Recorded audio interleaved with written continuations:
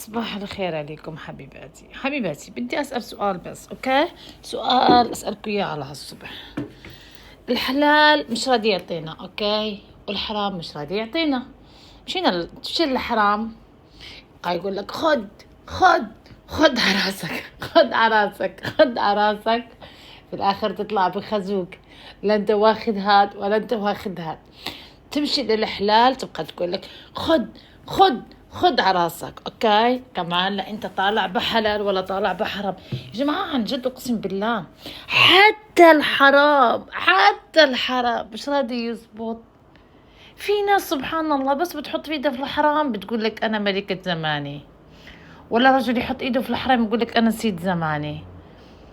واحنا مساكن لا حرام زابط معانا ولا حلال زابط معانا.